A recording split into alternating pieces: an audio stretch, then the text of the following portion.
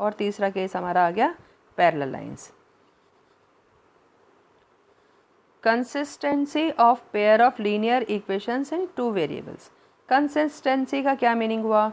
अभी हमने देखा कि या तीन तरह के सॉल्यूशन आ सकते हैं, एक आ सकता है यूनिक सॉल्यूशन, एक आ सकता है पैरेलल लाइंस और तीसरा आ सकता है ओवरलैपिंग लाइंस। तो कंसिस्टेंसी का मतलब हुआ अगर उनमें यूनिक सॉल्यूशन हो या इनफाइनाइटली मैनी सॉल्यूशंस हो। कहने का मतलब हुआ कि सॉल्यूशन अगर है तो pair of linear equations consistent कहलाएंगी, और अगर सॉल्यूशन नहीं है तो इनकंसिस्टेंट उनको कहेंगे। तो दो तरह की होंगी, या तो सॉल्यूशन होगा या सॉल्यूशन नहीं होगा। सॉल्यूशन होगा तो कंसिस्टेंट, सॉल्यूशन नहीं है तो इनकंसिस्टेंट। सॉल्यूशन होगा तो दो तरह का हो सकता है, एक यूनिक सॉल्यूशन, दूसरा इनफाइनाइटली मैनी सॉल्यूशंस। तो दोनों ही केसेस में हम कहेंगे कि इक्वेशंस कंसिस्टेंट हैं।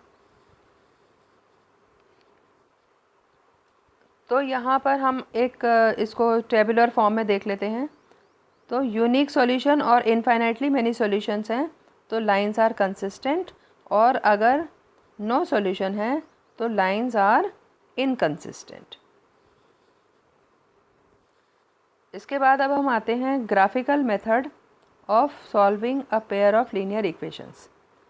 ग्राफिकल मेथड में क्या होता है कि हम ग्राफ बनाते हैं और उसके हिसाब से फिर हम देखते हैं कि इनका सॉल्यूशन क्या है। अब हमारे पास एक पेयर ऑफ लीनियर इक्वेशंस आ गई हैं। एक है x + 3y = 6 और दूसरी है 2x + 3y = 12। इन इक्वेशंस का हम ग्राफ प्लॉट करके देखते हैं कि किस तरह का ग्राफ आएगा। तो ग्राफ प्लॉट करने के लिए हमें सॉल्यूशन निकालने की ज़रूरत पड़ेगी। तो हम सॉल्यूशन कैसे निकालते हैं?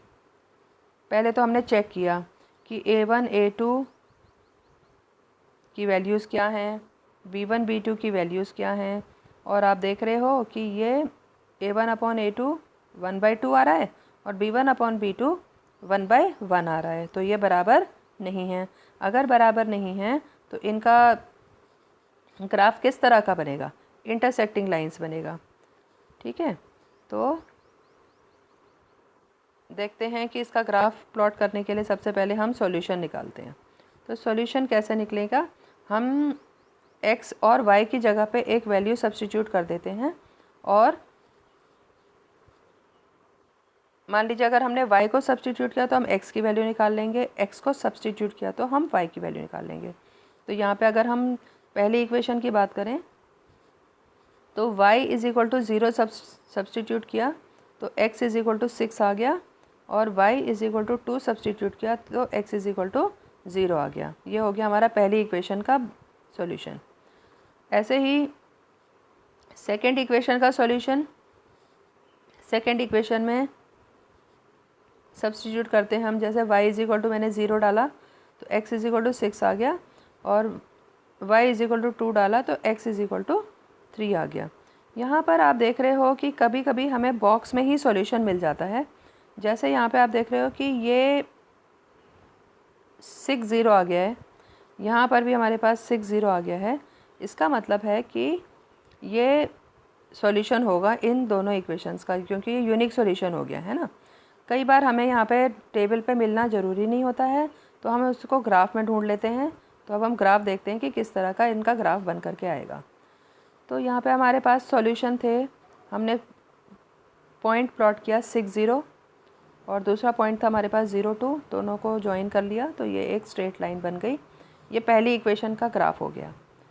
ऐसे ही सेकंड इक्वेशन का ग्राफ प्लॉट करने के लिए हमारा एक पॉइंट था 6 0 और दूसरा पॉइंट है 3 2।